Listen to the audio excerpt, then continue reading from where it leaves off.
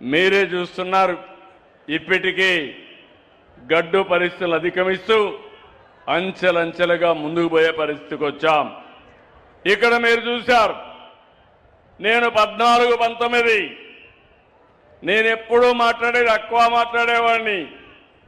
ఈరోజు చెప్పడం కాదు, ఆ రోజు చెప్పాను. ప్రపంచం మొత్తం ఆహారపు అలవాట్లు మారుతున్నాయి, భవిష్యత్ అంతా అక్వా రంగానిదేని ఆ రోజు చెప్పి చూపించాం. 1924 విధ్వంస పాలనలో కుదేలు అయిపోయింది. మళ్ళీ ప్రాబ్లమ్స్ వచ్చాయి. అమెరికా యుద్ధం, ట్రంప్ విధానాలు మన మీద మళ్ళా పిడుగుపడే పరిస్థితికి వచ్చింది. కానీ ఈరోజు నేను ఇవన్నీ ఆలోచించిన తర్వాత ఏ విధంగానైనా సరే అక్వా రంగాన్ని ఆదుకోవాలి, రైతాంగాన్ని ఆదుకోవాలని ₹1.50కే కరెంట్ ఇస్తాననే మాట నిలబెట్టుకున్నాం.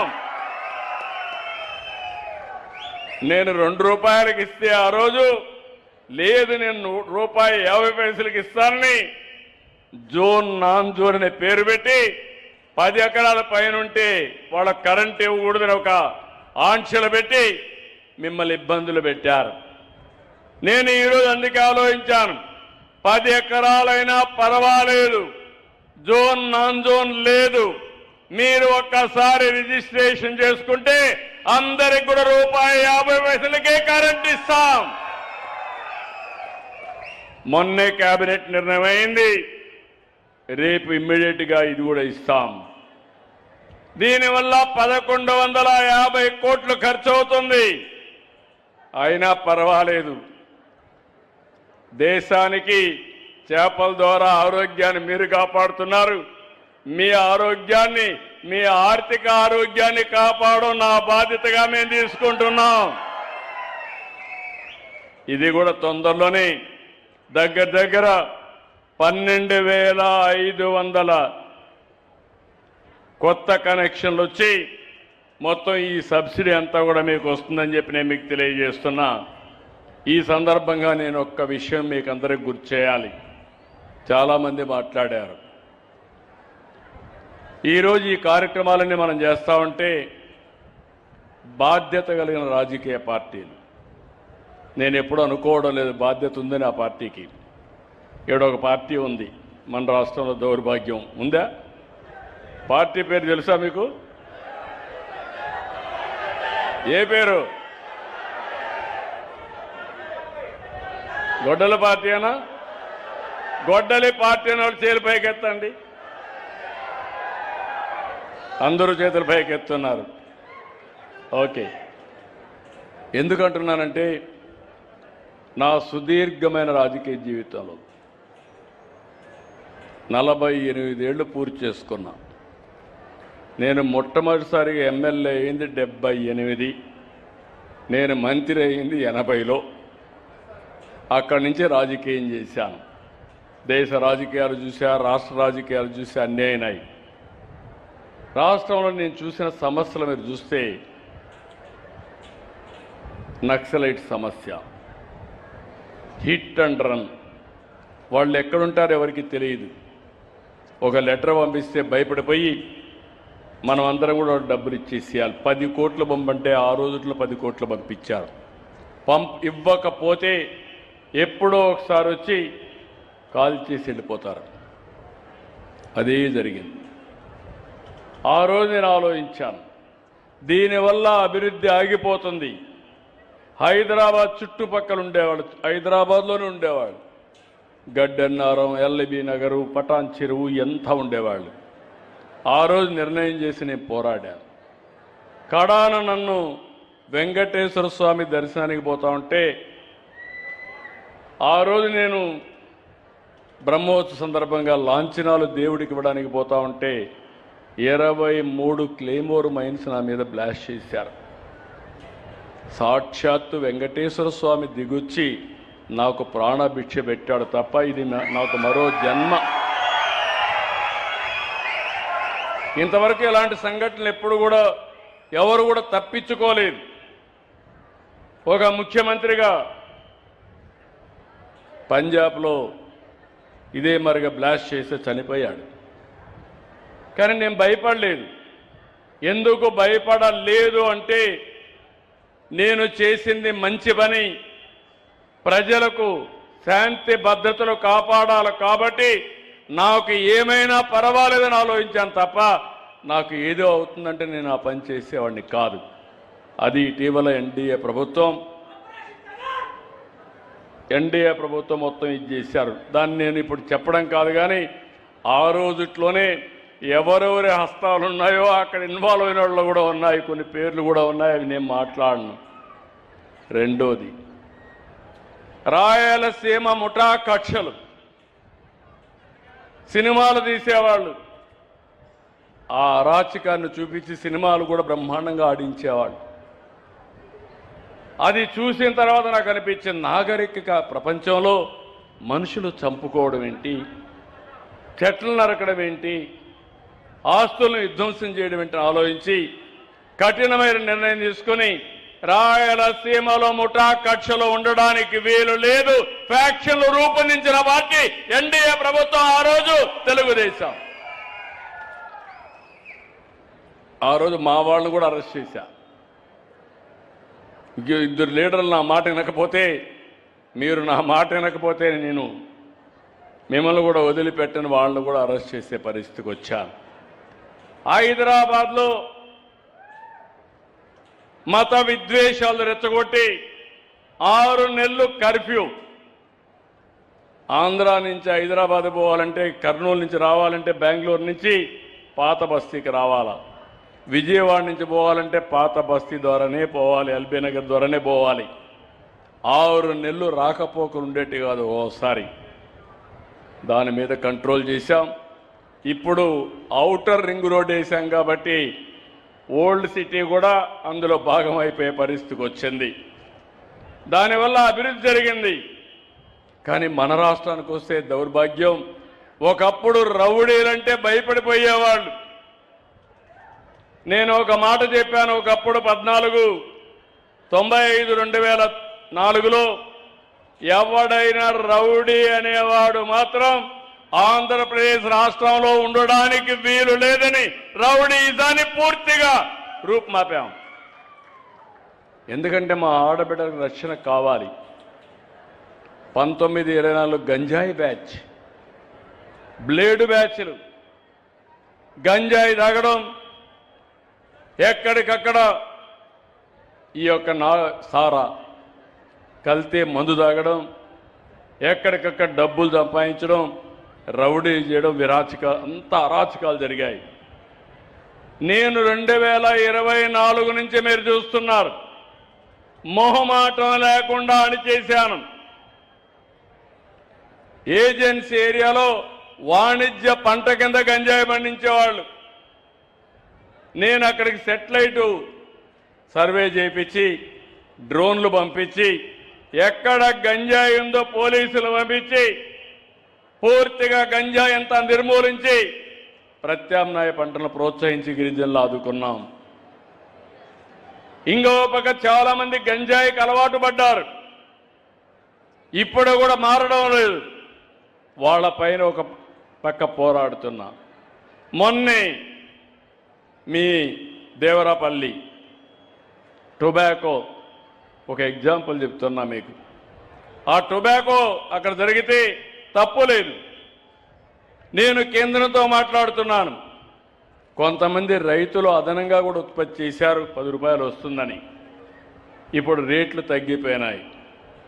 దానికి 50,000 రూపాయలు కేంద్రాన్ని ఒప్పించి ఇంట్రెస్ట్ ఫ్రీ లోన్ అందరికీ ఇప్పిస్తున్నాం. నేను దగ్గర 100 కోట్ల రూపాయలు, కేజీకి 10 రూపాయల చొప్పున సబ్సిడీ ఇస్తున్నాం. ఇది ఇస్తా ఉంటే ఇక్కడికి వచ్చి వాళ్ళకు ధరలు ఇప్పిస్తాననే పేరుతో మొత్తం వాళ్ళు తెచ్చిన పంట అంతా దొక్కేశారు, పొగాకంతా దొక్కేసే పరిస్థితికి వచ్చారు. వీళ్ళ రౌడీజం ఎట్లుంటుందంటే అక్కడ తాగిచ్చడం, మీరు చూసుంటారు, చొక్కాలు ఇప్పేసి రోడ్డు మీద ఎగురుతున్నారు, స్థైర్య విహారం చేస్తున్నారు, రోడ్లు బ్లాక్ చేస్తున్నారు.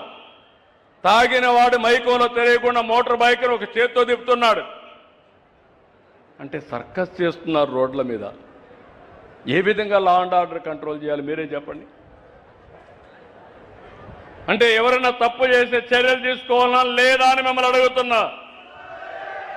మా వాడు తప్పు చేస్తేనే నేను అరెస్ట్ చేశాను. గుంటూరులో తెలుగుదేశం కార్యకర్త ఒక ఆడబిడ్డను అవమానించాడని ఇమ్మీడియట్ గా అరెస్ట్ చేసి లోపల పెట్టిన ప్రభుత్వం ఈ ఎన్డీఏ ప్రభుత్వం అని చెప్పి కూడా నేను మీకు తెలియజేస్తున్నా. నేను అడుగుతున్నా వెస్ట్ గోదావరిలో ఉండే మిమ్మల్ని అందరినీ, మా పోలీస్ ఆఫీసర్ శ్రీకాకుళంలో బందోబస్తుకి వెళ్ళింది. బందోబస్తుకి వెళ్తే ఎందుకు వెళ్ళారు ఈయన అడిగితే గొడ్డలి పార్టీ అధినేత వెళ్ళాడు. 6 గంటలు. నెక్స్ట్ డే ప్రధానమంత్రి వస్తున్నాడు. ప్రపంచం అంతా ఎదురు చూస్తా ఉంది. అలాంటి ప్రతిష్టాత్మకమైన కార్యక్రమం రోడ్డు మీద వెళుతూ విన్యాసాలు చేస్తూ 7 గంటలు ఎక్కడికక్కడ రఫా అంటూ ఎన్ని అరాచకాలు చేయాలో చేసే పరిస్థితికి వచ్చారు. కడాన అక్కడ ఒక పోలీస్ ఆఫీసర్ ఉంటే ఆ అమ్మాయిని అందరూ ఇచ్చేసి వాడి మీద చేతులేసి అసభ్యంగా ప్రవర్తించారు. తొక్కి అసభ్యంగా ప్రవర్తించారు. ప్రజలను కాపాడవలసిన పోలీస్ ఆఫీసర్ పైనే ఇలాంటి అసభ్య ప్రవర్తన ఉంటే మా ఆడబిడ్డలకు ఎవరు రక్షణ ఇవ్వాలనో మీరే ఒక్కసారి ఆలోచించిన తమ్ముళ్ళు అడుగుతున్నా. గొడవలు చేయడం, రోడ్డు మీదకి రావడం, విన్యాసాలు చేయడం, రెచ్చగొట్టడం, మళ్ళీ మాట్లాడితే ఈ ప్రభుత్వం కావాలని చేస్తుంది, పోలీసులు కావాలని చేస్తున్నారని మా మీద నెపమేయడం. డిఎస్సీ ఉంది, మీరు చూశారు. నేను అడుగుతున్నా, నేను మొదటి సంతకం పెట్టాను. నేను పవన్ కళ్యాణ్ గారు ఆ రోజు ఆలోచించి ఎన్నికల ముందు చెప్పాం, పేద పిల్లలు ఎవరైతే చదువుకున్నారో నిరుద్యోగులకు ఉద్యోగం ఇస్తాం, మెగా డిఎస్సీ పెడతాం. మొదటి సంతకం పెట్టి 1 సంవత్సరంలో ఉద్యోగాలు ఇస్తామని ఆ ఉద్యోగాలు ఇచ్చాం. ఉద్యోగాలు ఇవ్వకుండా చేయాలని 350 సార్లు కోర్టుకు వెళ్ళారు. అన్ని వెకేట్ చేపించాం, ఉద్యోగాలు ఇచ్చాం. వాళ్ళ రమ్మన్నాం, కుటుంబాలతో వచ్చారు. వాళ్ళు ఒక్కొక్కసారి చెప్తే ఆనందం కలిగింది. చిన్న పిల్లల్ని వదిలిపెట్టి రాత్రింబగళ్ళు చదువుకొని భర్తల సహకారంతో ఆడబిడ్డలు చదువుకున్నారు, భార్య సహకారంతో భర్తలు చదువుకున్నారు. 7 ఏళ్ళు 5 ఏళ్ళు పడిన కష్టానికి ఫలితం వచ్చిందని ఆనందపడ్డారు. అలాంటి సెంటిమెంట్తో వాళ్ళు వచ్చి అది తీసుకున్నప్పుడు నేను చూశాను. ఒక్కొక్కరిది ఒక్కొక్క వాళ్ళ యొక్క బ్యాక్గ్రౌండ్ చూసి చాలా బాధ వేసింది. అలాంటి పరిస్థితులు ఇచ్చాం. ఈరోజు స్కూలుకు పోతే బ్రహ్మాండంగా టీచ్ చేస్తున్నారు. సంవత్సరం అయిన తర్వాత రోడ్డు మీదకి వచ్చి ఏదో ఢిల్లీలో నీట్ పేపరు లీక్ అయింది, ఇక్కడ కూడా లోకేష్ రాజీనామా చేయాలి, ఈ ప్రభుత్వంలో ఏదో జరిగిపోయిందని మాట్లాడుతున్నారు. కడాన నిన్న మీరు చూశారు, ఎవరైతే ఉద్యోగాలు వచ్చాయో మెగా డిఎస్సీలో వాళ్లే ర్యాలీ చేసి ఇంతవరకు చూశాం, ఇప్పుడు మాకు ఓపిక నశించింది, మేము చదువు చెప్పడం ఎంత బాగా చెప్తామో తప్పు చేసిన వాడిని చితక కొట్టడం కూడా అదే మారి కొడతామని రోడ్డు మీదకి వచ్చారు. కొండారెడ్డి బురుజు కర్నూలంగానే మనకు గుర్తొస్తుంది. అలాంటి ఒక హిస్టారికల్ మాన్యుమెంట్ దగ్గరికి వెళ్ళారు. వెళ్ళి కబద్దార్ చెప్పండి, మేము సమాధానం చెప్తామని అడిగే పరిస్థితికి వచ్చారు. ఎవరన్నా సిగ్గుండేవాళ్ళు ఒప్పుకోవాలి కదా, మానాలి కదా, అవునా కాదా? మానాలా లేదా? మానాలి అనేవాళ్ళు చేలిపైకెత్తండి. ఇప్పుడు ఈరోజు మళ్ళా ఆందోళన చేస్తారంట, మళ్ళా ర్యాలీలు తీస్తారంట. అంటే రోడ్లన్నీ ఉండేది వీళ్ళు స్థైర్య విహారం చేయడానికి, రఫా గొడ్డలు పెట్టుకొని తిరగడానికి. అంటే నేను చూస్తూ గమ్మనుండాలి, అవునా కాదా? ఉండాలనా? ఏమమ్మా ఆడబిడ్డలు మీరే చెప్పండి. నేను గాని చూస్తూ ఉంటే ఈ రాష్ట్రంలో ఎవ్వరికీ రక్షణ ఉండదు. నిద్రపోనీరు. ఊరికొక రౌడీ, పేటకొక రౌడీ, గంజాయి బ్యాచి అందరినీ తాగించి మీకు నిద్ర బట్టని రాతులు తయారు చేయడానికి ప్రణాళికలు తయారు చేస్తున్నారు.